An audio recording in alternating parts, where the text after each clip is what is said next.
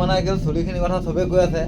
মই মানে ভাবিছিলোঁ দেই, জুবিন দাই যেতিয়ালৈকে ন্যায় নাপায় মই চুলিখিনি নাকাটো বুলি ভাবিছিলোঁ মানে। কাৰণ জুবিন দাক যেতিয়া হত্যা কৰিছিলে তাৰ আগৰ পৰা মই চুলি কটাই নাই মানে।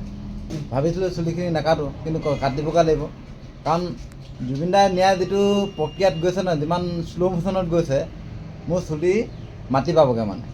আৰু মাটি পালে বেয়া দেখিব বিশেষকৈ, কাৰণ ন্যায় এনেকৈ দিব নোৱাৰে ইমান জল্দি। মই গম পাই গ'লোঁ, কাৰণ কোনো মানে কি হ'ল সোনকালে কৰিবৰ কাৰণে চেষ্টাই কৰা নাই। চৰকাৰে হওক বা ন্যায়ালয়ে হওক চেষ্টা কৰা নাই, সেইটো প্ৰথম কথা।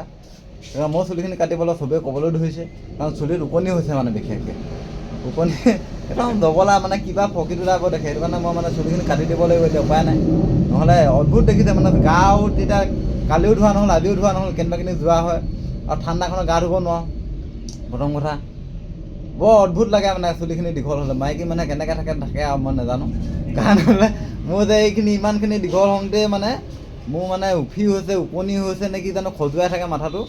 এতিয়া সেইটো মোৰ মানে যিটো ভাবিছোঁ সেইটো নহ'ব মানে। জুবিন দাই ন্যায় নোপোৱালৈকে বোলো নেকাটো বুলি ভাবিছোঁ, কাটিব লাগিব।